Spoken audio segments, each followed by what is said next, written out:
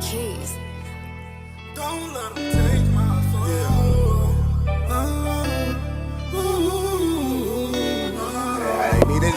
Not at all.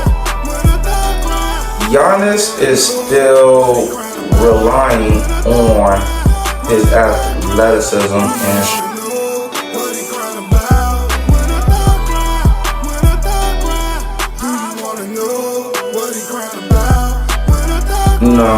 in the early 30s, it's time to start doing that now.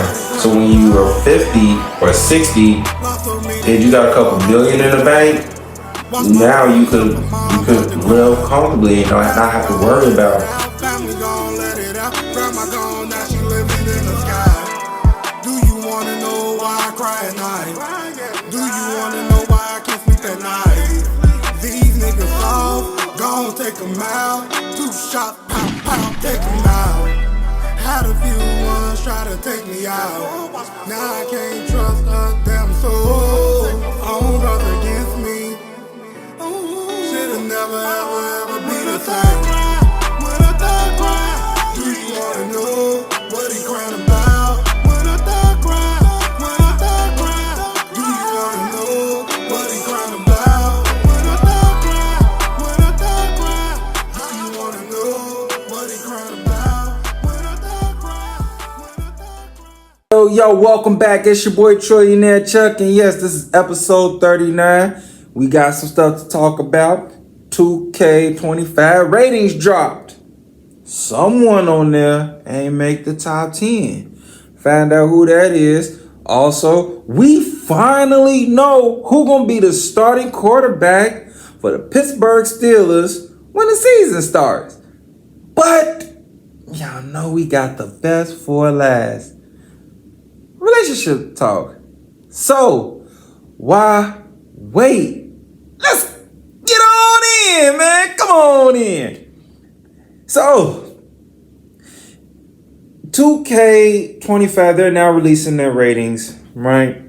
Well, they released like a few of the ratings for a few of the players in the league. All right. Some of those top 10. Let's see here. We had Joker. We had Giannis, we had Steph, we had LeBron, no particular order. LeBron, we had Luka, we had Tatum, we had Shai Gilgeous-Alexander, we had Anthony Davis, we had Joel Embiid, and we had, I don't know if I said Joker. If I said Joker, we had Giannis. I believe that's 10 on name. No, if I name them, then Steph. Steph is the 10th. Okay. In there. Damn. We missed somebody. Hey, who we missed? Oh, Jaylen Brown. NBA Finals MVP. How he not in the top 10? Oh my gosh. Did they get it wrong? Was this just politics? What happened? I believe they got him 15. Man, guess what his rating was, y'all? They rated him a 93. So, question is the rating... Yeah, I kind of bit this from Gil. Not gonna lie. Bit this from Gil's Arena. Is Jaylen Brown's rating facts or cap? So, last season, he played 70 games, started 70 games, averaged 33.5 minutes per game. He shot 49.9% from the field. He shot 35.4% from 3. He was a 70% free throw shooter. Averaged 5.5 rebounds per game. Averaged about 23 points per game. 1.2 steals per game. From the eye test, you would have thought Jaylen Brown's rating would have been a little bit higher, maybe in the 95. Maybe the way he was performing, his production and stuff. But looking at his stats, you're like, well, you shot 50% for the field, 35.4, from 3. You don't really shoot that many threes anyway. So 70% from free throw though. Like, dang, bro, you a C average free throw shooter as a guard? As a second option, you're 70% from the line? Damn. 23 points? Man, shit. You know, I don't know. I would say because of the if we're gonna take away the accolades, let's see who stats might have been like just slightly better. Let's see where Devin Booker was at. Let's see where his stats is at. And again, the stats is from ESPN.com. Okay. So Devin Booker wasn't in the top 10 for the ratings. And of course my internet be slow. But one might argue that okay, he is Devin Booker better than Jaylen Brown? You know, is Ant-Man better than Jaylen Brown? Is Ja Morant better than Jaylen Brown? You know, these are things. So let's see what Devin Booker is. Let's take a look at his stats, right? So Devin Booker last season, he averaged during the regular season 36 plays, 68 games played. He averaged roughly 36 minutes per game. Make sure we get on to the regular season. Okay. Regular season averages. Okay. He shot 49.2% from the field. So, you know, Jaylen Brown shot slightly better. He shot 36.4% from three, 88.6% free throw shooter. Rebounding 4.5 average per game. He averaged more assists with 6.9. Steals 0.9. I mean, but Devin's mostly just the offensive player, and Jaylen Brown's more like more of a two-way player. So let's look at someone else. Let's see. Let's look at Kawhi Leonard, because Kawhi will be look at Paul George, because Paul George is a two-way player, and he won a number one option. He's the second option for the Clippers. Okay. So Paul George last season, yeah, that'll be a good comparison. Last season, you know, he played 74 games. He averaged roughly 33.8 minutes per game. He shot 47.1% from the field, 41.3% from three, 90.7% from free throw, 5.2 averaging in rebounds per game, 1.5 steals per game. So, you know, you got them. But let's look at their ratings on 2K. What are their ratings? Let's see here. Paul George rating on 2K25. What do they got him rated as? They got him. Hold on, we're gonna go to 2K rating, and they got Paul George at an overall 89. He's an 89 overall. And this is off of www.2kratings.com, y'all. So Paul George is rated overall 89. Jaylen Brown is rated 93. So with me reading off those stats, do you feel like Paul George got slighted? You know, that's a discussion for another day. All right, let's look at Kawhi Leonard's rating. Right? Kawhi Leonard's rating in 2K25. What do they got him at?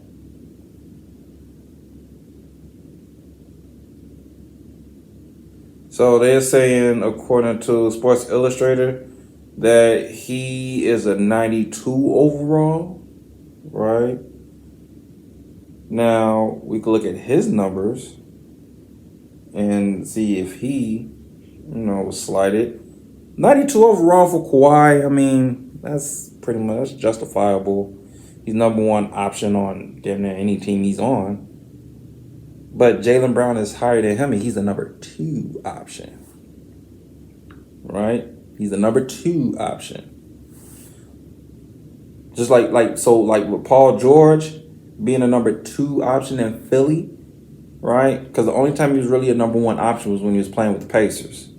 Every other team he's been on, he's been the number 2. Even with OKC when he played with Russ, Russ was the number 1 option. Then it was Paul George, right?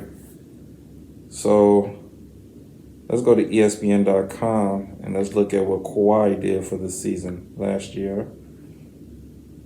And he's the 92 overall, right? But I'm saying this to say, when you're looking at this, looking at the ratings and everything like that, was it, legit, or was it just, And I'll leave that up for you all to decide, of course. Me, let me see what Kawhi did. If I could find him on here. I spelled his name wrong, y'all. My bad, Kawhi. Kawhi Leonard, all right. Kawhi Leonard. Let's see here. So, last season, okay, Kawhi Leonard played 68 games, 34.3 minutes. He averaged per game, shot 52.5% from the field, shot 41.7% from 3, 88.5% free throw shooter, 6.1 rebounds per game, 3.6 assists per game, averaged 23.7 points per game. So, and he was rated a 92. To Jalen's 93. When looking at them stats where you got the Kawhi Leonard and the Paul Georges, is the ratings facts or cap?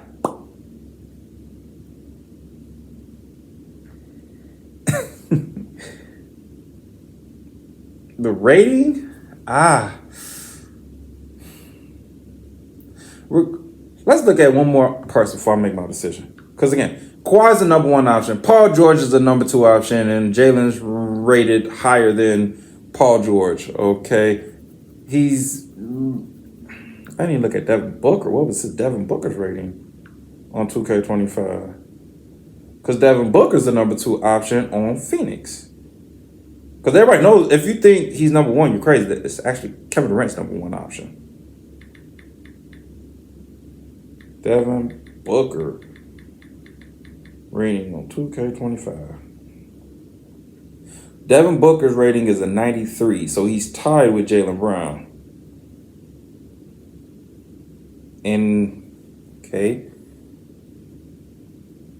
Devin Booker is a 93 overall, tied with Jaylen. And Jalen's a 2-way player.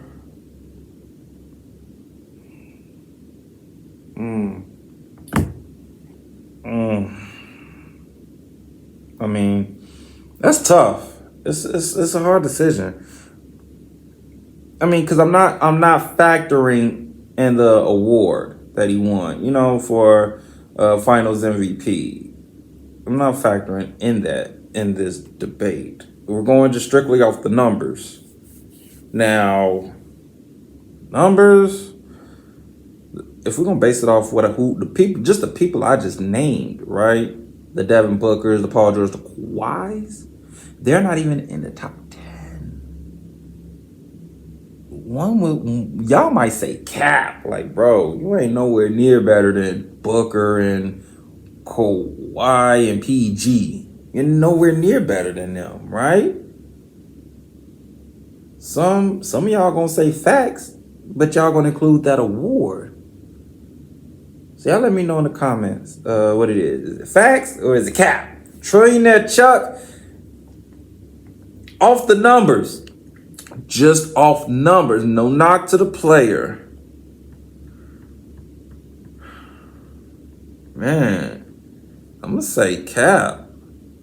He probably should be a 90, but not a 93.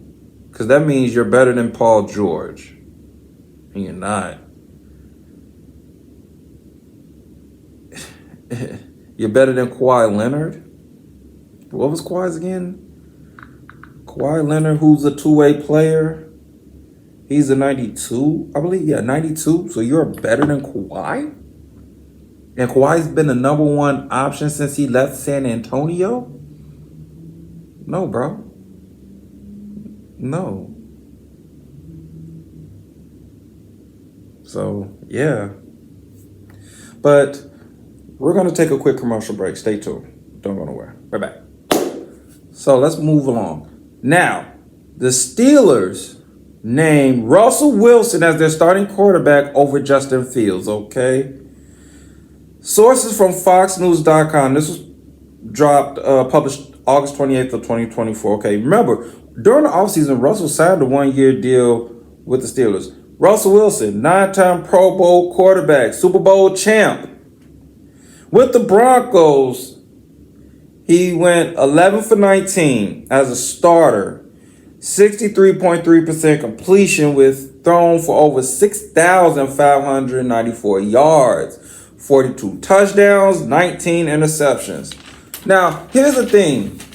I mean, I'm mad the Bears lost to Denver when we was beating their ass in that game, but that's a different story. That's a different story.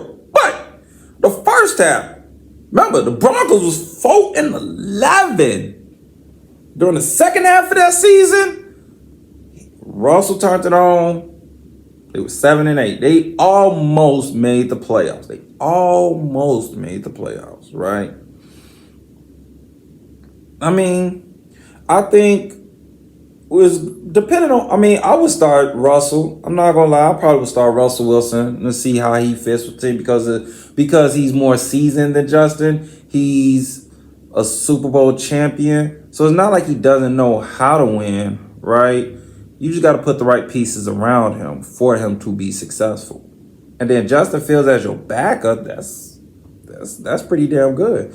It gives Justin time to learn too. So Russell not going to be there much longer probably. He's probably going to end up being in a coaching position up there. So, it gives Justin a chance to learn. And then he knows, like, during either midseason or next season, he's going to have that starting role. He's going to be prepared, right? But again, he's still going to get some time. I don't see you just burying Justin on the bench until Russell gets. I think he's going to get some time. He's going to be good. Okay, but moving along. So Caitlin Clark breaks a WNBA rookie 3-point record in an 84-80 win over the Connecticut Sun, right? Sources from sports.yahoo.com, written by Ryan Young. Caitlin hit a step-back three to surpass Ryan Howard 85 threes made during her rookie campaign in 2022. Okay. So the question is, with this accomplishment, does this make Caitlin Clark the front runner for MVP in the WNBA? It adds to it. As far as the front runner is concerned, no, that still belongs to A'ja Wilson, okay? Her numbers are just dominant, okay? They're just dominant. I mean, the Aces would have to go on a losing streak, and A'ja would just have to have a major collapse for Caitlin to just go ahead and win it. But, as I said last episode, you can't forget Angel Reese. Caitlin also got to continue to win. Right? If she gets that team to the playoffs, right, with the remaining of the games, if A'ja Wilson falls off, right, stat-wise or whatnot, then, that means she's going to win Rookie of the Year and be in, shit. That'll make Reese pissed, because Reese would be like, what? How? But I think it adds to it, though. It doesn't, not yet. It doesn't make her front runner yet because we still got to see how the season plays out. We still got to see what Miss Smooth, aka Asia Wilson, is going to do and stuff like that. If she keeps playing the way she's playing, yo, yeah, you can pack it up like a lunchbox. It's a wrap. That's hers. You might as well just give her the award right now, straight up. And Trillionaire Chuck said it, you can book it. And when I say book it, you can book it. But we're going to take a quick commercial break. Stay tuned. Don't go nowhere. What I ordered versus what I got. I absolutely love this dress. As you can see, the photos online don't do it justice. The dress is made of a comfortable polyester spandex fabric that's perfect for any occasion. It's elegant yet versatile, and the flattering cut is perfect for my body type. I can't wait to wear it to my next event. And best of all, it's only $37.50. We're back. So, let's get into the final segment of the show, relationship talks.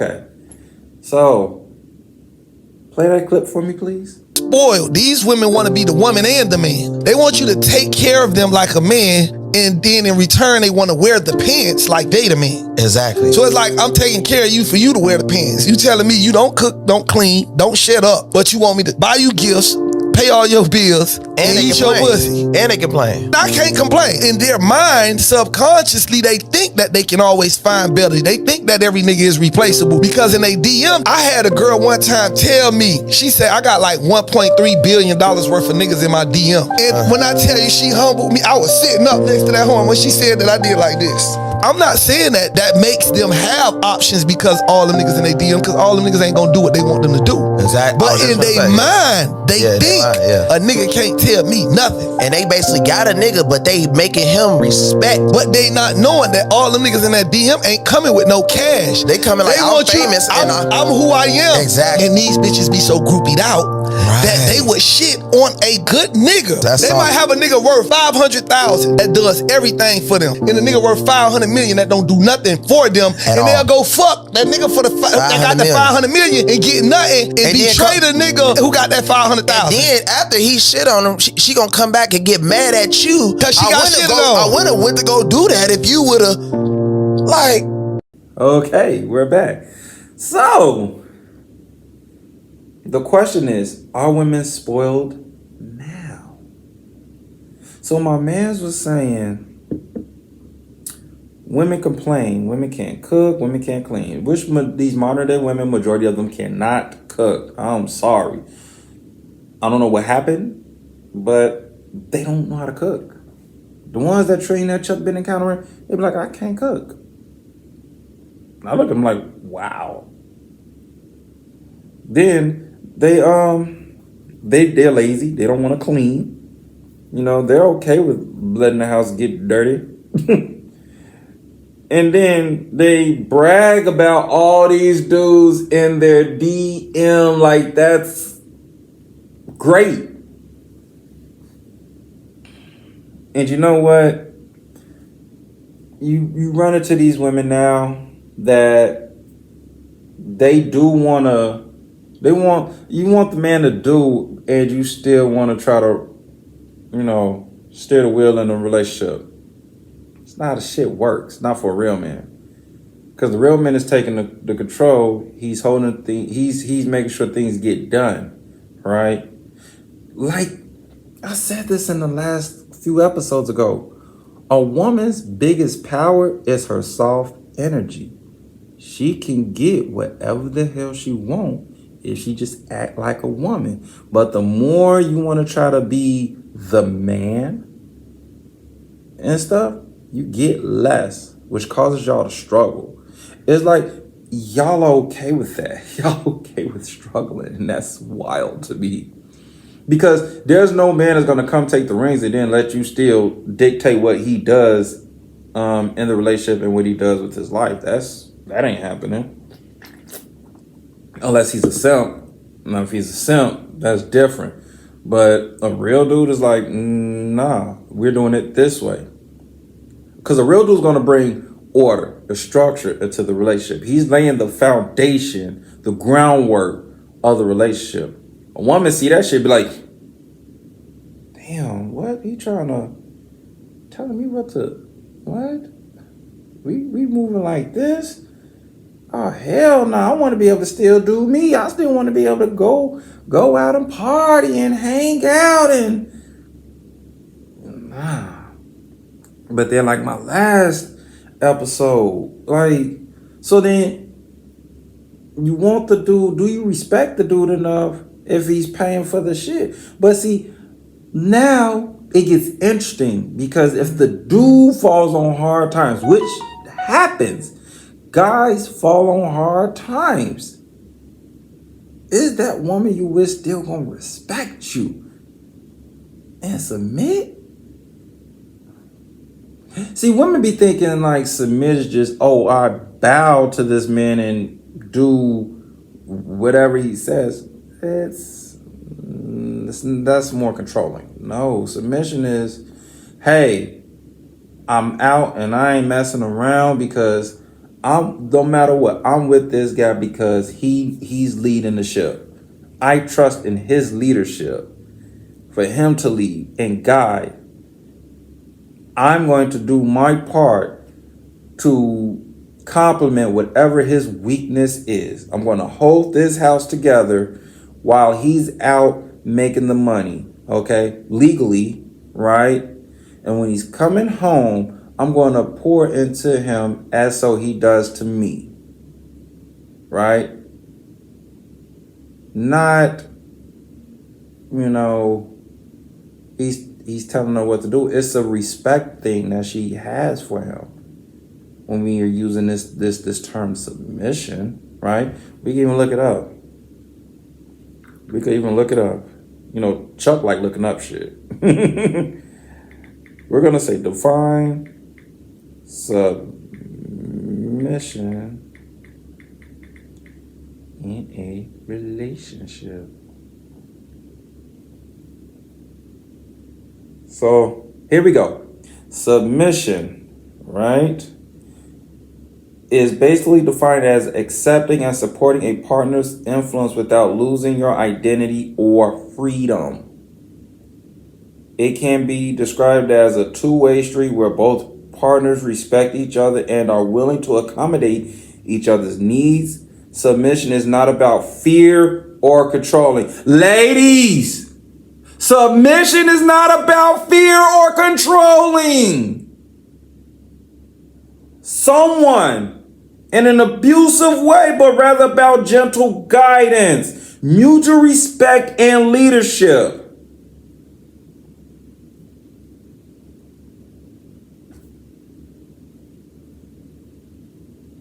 Since y'all ladies love to throw Bible in this, here, we'll throw a Bible term in. In Christian marriage, submission can mean a wife honoring and affirming her husband's leadership while still feeling empowered to share her own point of view. This can include respecting her husband's point of view, humbly sharing her opinion, not invalidating him, especially in front of others, trusting his decision as a leader. In turn, a husband can show submission by loving and cherishing his wife, including her in important decisions, considering her perspectives carefully and respectfully, and leading with love. Now you get it, ladies? Because y'all think submission is just, he think I'ma submit to him. Y'all don't be knowing. That's the problem with women in this modern day and age. Y'all hear words, you think you know what they mean, and you don't know what they mean. Okay? Some of you ignorant dudes do the same thing. That's not, when we say submission, it's not controlling. Okay? It's accepting and supporting a partner's influence without losing your identity or freedom. Women, you still are free in a relationship when you're with the right person. Okay? It's just structure and order that's in place. Okay? You still can share your opinion, all right, respectfully. Okay? Guidance. But you accept, you accept the man's guidance and his leadership and his mutual respect between the both of you. Y'all ladies be thinking the shit is just one-sided when it's really not. It really ain't. And I wish y'all would grasp that, because if you did, half the dudes you mess with, you would be like, man, this dude can't lead a motherfucking lead. He can't even make a decision on something. Guidance? Where is he guiding you? How is he guiding? What is he showing you?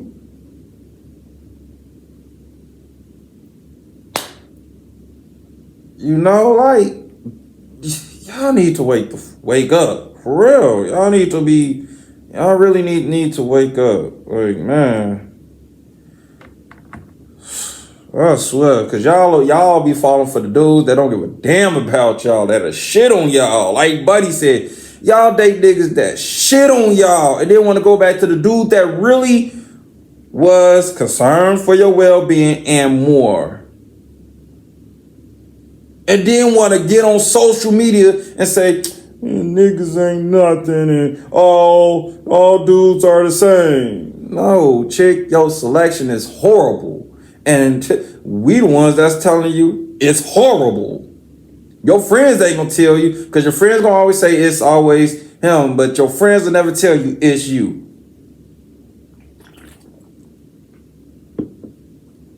And yeah, let's address the issue. Y'all think having all the dudes in the DMs is makes y'all popular? Fuck no, it makes you fuckable.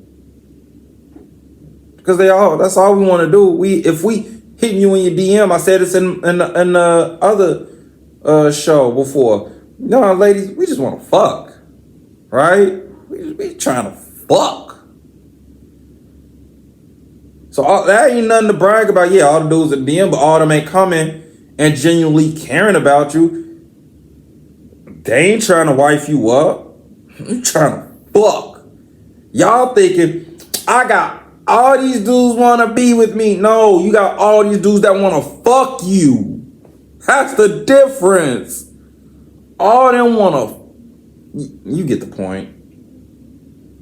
But the one dude that genuinely cared about you, y'all dookied on that dude.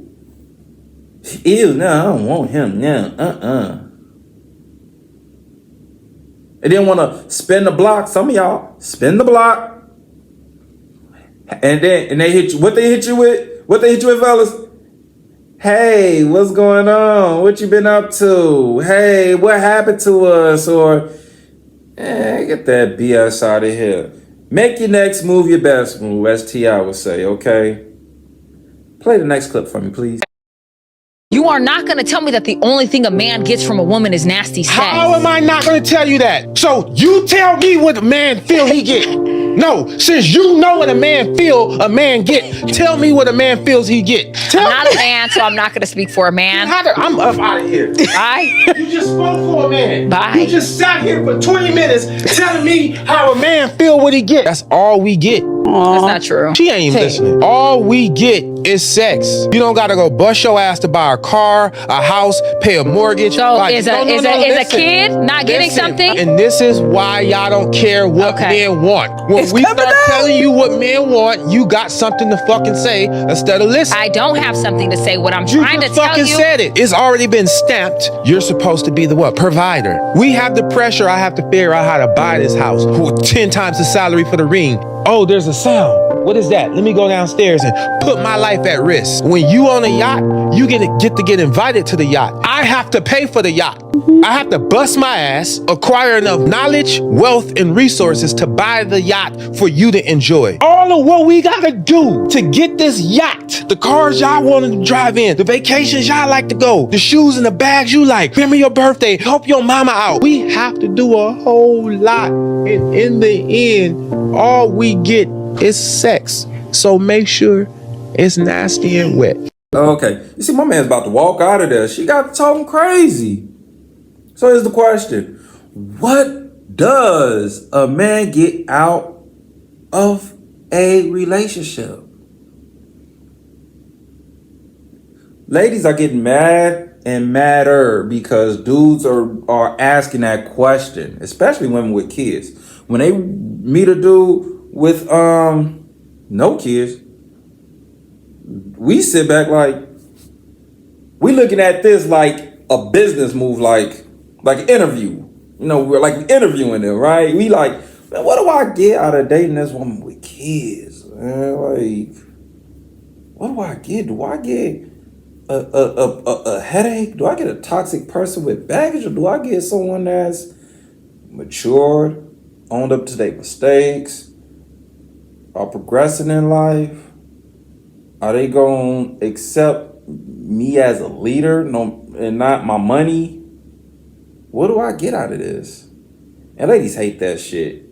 Cause they, like I said, they always be thinking it's just cooking and cleaning. It's more than that.